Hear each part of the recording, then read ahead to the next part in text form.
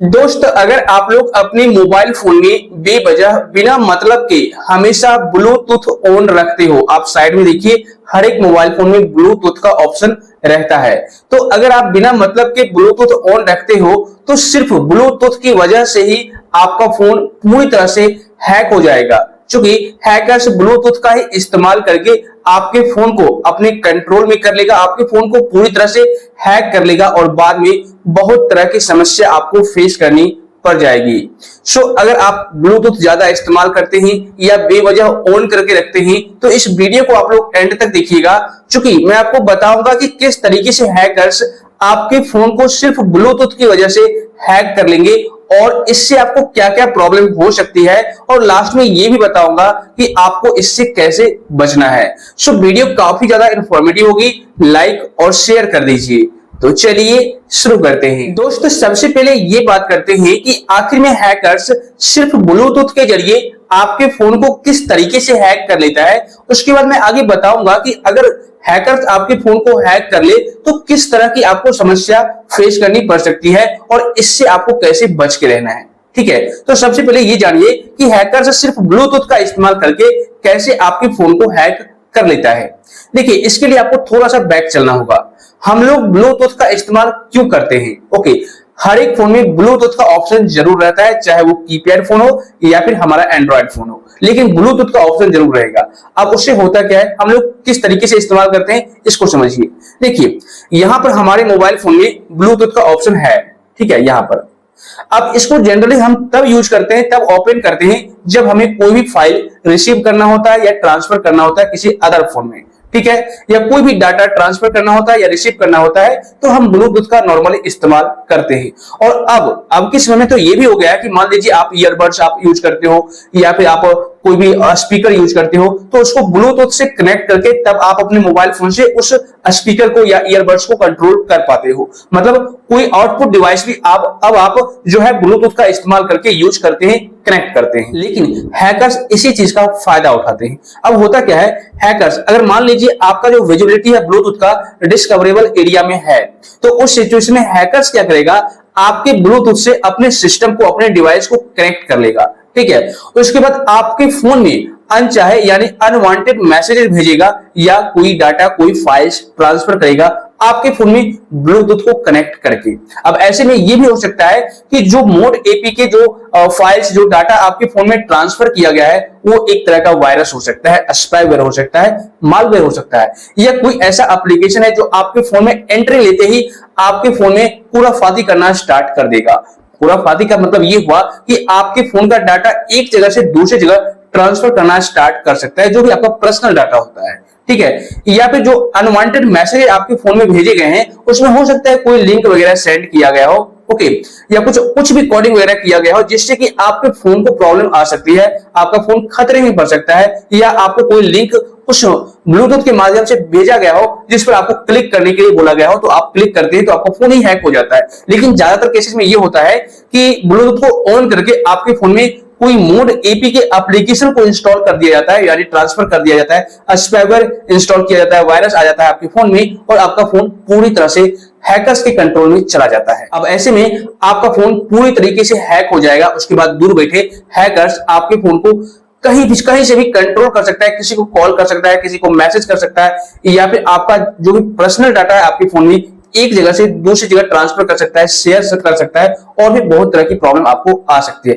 लेकिन और भी डिटेल में आपको बताऊंगा कि और क्या क्या प्रॉब्लम आपको आएगी। इसके अलावा आपके फोन का जो पर्सनल डाटा है जैसे कॉन्टैक्ट, मैसेजेस, कॉल लॉग्स या फिर फोटोज एक्सेस कर सकता है आसानी से, और यह तब हो सकता है जब आपका जो ब्लूटूथ है उसकी विजिबिलिटी डिस्कवरेबल एरिया में होगी तब, यानी कि डिस्कवरेबल एरिया में होने की वजह से बिना आपकी इजाजत के ये सारा डाटा एक्सेस कर सकता है हैकर्स आपके फोन में, कोई उसको दिक्कत नहीं होगी। तो भाई इन फ्यूचर आपको बहुत बड़ी प्रॉब्लम आ जाएगी, इसलिए इस बात को आप ध्यान रखिएगा। इसके अलावा नेक्स्ट मेथड है, जैसे अगर आपका फोन ब्लूटूथ के जरिए हैक कर लिया गया तो एक तरीका आता है ब्लू बगिंग, और ये सबसे खतरनाक मेथड है, ठीक है। अगर आपका फोन हैक हो गया है तो उस सिचुएशन में इस मेथड की हेल्प से आपके सारा डाटा को एक्सेस किया जा सकता है, जैसे कि किसी को कॉल किया जा सकता है या कॉल रिसीव कर सकता है हैकर्स, या एसएमएस को भेज सकता है या एसएमएस को रीड कर सकता है हैकर्स, ठीक है, या कोई भी डाटा आसानी से एक्सेस कर सकता है, या फिर आपके फोन के माइक्रोफोन को आसानी से कंट्रोल कर सकता है रिमोटली। मतलब बहुत तरह की प्रॉब्लम आपको फेस करनी पड़ जाएगी, और यह उसी फोन में किया जा सकता है जिसका सिक्योरिटी पैच लेवल बिल्कुल पुराना हो, ठीक है ना। इसलिए मैं आपको हमेशा बोलता हूं कि आप अपने फोन को अपडेट करके रखें, चाहे वो सिक्योरिटी पैच लेवल हो या सॉफ्टवेयर अपडेट आए, उसको हमेशा टाइम टू टाइम अपडेट करते रहा करें, वरना प्रॉब्लम आपको कभी भी आ सकती है। इसके अलावा नेक्स्ट मेथड है ब्लूटूथ इम्पर्सोनेशन अटैक्स यानी BIAS। अब इसमें हैकर्स क्या करता है इसको समझ लीजिए। देखिए हैकर्स ये करता है, इसमें हैकर्स आपकी पेयर डिवाइस की पहचान कॉपी करके एक ट्रस्टेड डिवाइस बन जाता है, जिसमें आपको ये लगेगा कि फोन के साथ ऐसे कनेक्ट हो सकता है जैसे वो आपका ही डिवाइस हो।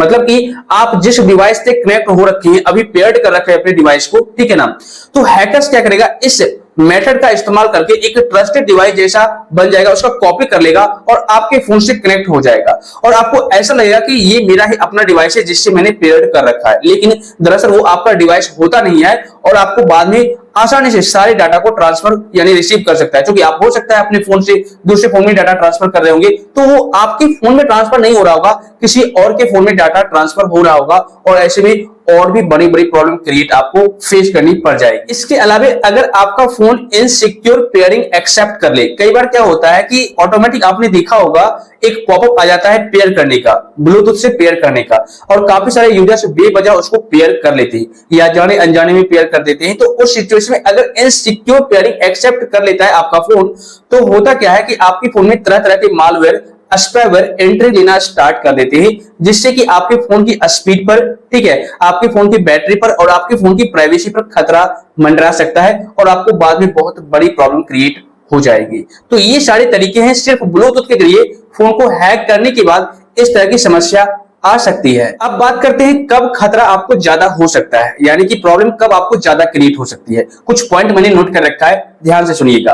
देखिए जब ब्लूटूथ को आप हमेशा डिस्कवरेबल मोड में रखते हैं, इससे क्या होता है, डिस्कवरेबल मोड में रखने से आसानी से कोई भी आपके ब्लूटूथ को डिस्कवर कर सकता है और आपको पेयरिंग करने के लिए एक्सेप्ट करने के लिए मैसेज सेंड कर सकता है, जिससे कि आप जाने अनजाने में पेयरिंग को एक्सेप्ट कर लें, ठीक है, इनसिक्योर पेयरिंग को, और आपका फोन आसानी से एक दूसरे सिस्टम से कनेक्ट हो जाए। तो आप डिस्कवरेबल मोड में कभी भी अपने फोन को ना रखें। इसके अलावा पब्लिक प्लेसेस जैसे एयरपोर्ट, मेट्रो, मॉल, हर जगह ब्लूटूथ ऑन रखना, यानी कि हर जगह बेवजह आप अपने फोन में ब्लूटूथ को ऑन ना रखें। इसके अलावा पुराने सॉफ्टवेयर OS और सिक्योरिटी पैच ना अपडेट करना। मैं आपको हमेशा बताता हूं कि आप अपने फोन का system update time to time करते रहे, सिक्योरिटी पैच अगर आए तो उसको भी अपडेट करते रहे। तो आप हमेशा अपने फोन को अपडेट करते रहे, वरना प्रॉब्लम क्रिएट हो सकती है। क्योंकि सिक्योरिटी पैच अगर अपडेट नहीं करते या सिस्टम अपडेट नहीं करते तो आपके फोन में काफी सारे ब्लू फॉल्स आ जाते हैं, जिसकी वजह से हैकर्स आपके फोन की कमजोरियों को ढूंढता है, कहां पर से एंट्री लिया जाए आपके फोन में, और थोड़ी सी भी छोटी सी चिंगारी भी आग लगा सकती है। उसी तरीके से छोटी सी कमजोरी भी आपके फोन में आसानी से हैकर्स को एंट्री लेने में मदद कर सकती है। इस बात को आप ध्यान रखिएगा। इसके अलावा अननोन पेयरिंग रिक्वेस्ट, अगर आपको ऑटोमेटिक या कोई भी अननोन पेयरिंग रिक्वेस्ट सेंड किया जाए तो आप उसको भूल से भी एक्सेप्ट ना करें। तो भाई ये सारा तरीका तो मैंने आपको बता दिया, प्रॉब्लम आपको कब ज्यादा क्रिएट हो सकती है और कैसे आपको बच के रहना है। लेकिन बात करते हैं कि मान लीजिए हमारा फोन हैक हो गया तो अब क्या करें। तो भाई सिंपल सा प्रोसेस है, आप सबसे पहले अपने फोन में अनवांटेड एप्लीकेशन को डिलीट कर दें, और उससे भी पहले ये चेक करें कि वह एप्लीकेशन आपके फोन का कौन सा परमिशन ले रखा है। सबसे पहले आप परमिशन हटा दें। अगर आपको परमिशन रिमूव करना नहीं आता तो इस पर ऑलरेडी वीडियो बना हुआ है, लिंक आपको आई बटन में मिल जाएगा, चेक कर लीजिएगा। परमिशन को हटा दे। अगर आपका जीमेल अकाउंट उस ऐप में लॉगिन हो रखा है या आपका मोबाइल नंबर उस ऐप में दिख रहा है तो आप सबसे पहले वहां से रिमूव कर दे, डिलीट कर दे अपने जीमेल अकाउंट को। उसके बाद उस एप्लीकेशन को डिलीट करें हमेशा हमेशा के लिए अपने फोन से। इसके अलावा लास्ट में एक और तरीका होता है, जो कि होता है आप अपने मोबाइल फोन को फुल्ली फॉर्मेट कर दे, रीसेट कर दे, ठीक है, या कोई भी एक ऑप्शन आएगा फुल्ली फॉर्मेट का या रीसेट करने का, सेटिंग में आप उस पर क्लिक करें और फुल्ली फॉर्मेट करें। ऐसा करें, एक दो बार इस प्रोसेस को करें तो आपका फोन पहले की तरह दोबारा सेफ और सिक्योर हो जाएगा। लेकिन फॉर्मेट आपको करना बेहद जरूरी है, ठीक है ना। उसके बाद आप फिर से नए सिरे से नया तरीके से सेटअप कर सकते हैं, सारे अकाउंट में कोई दिक्कत नहीं आएगी। दोस्त अगर आपको इस वीडियो से थोड़ी बहुत भी हेल्प मिली है, जानकारी मिली है, तो वीडियो को लाइक और शेयर कर दीजिए। साथ ही आप लोग चैनल को सब्सक्राइब करके नोटिफिकेशन बिल को दबा दीजिए। और अगर आपको किसी भी प्रकार का कोई डाउट है, कोई सवाल है, तो बेशक आप नीचे कमेंट कर सकते हैं या टेलीग्राम ग्रुप का लिंक आपको डिस्क्रिप्शन बॉक्स में मिल जाएगा, वहां पर जाकर अपना स्क्रीनशॉट शेयर कीजिए ताकि मैं आपके प्रॉब्लम को सही तरीके से समझ पाऊं और उसका रिप्लाई इंस्टेंट और सही तरीके से दे पाऊं।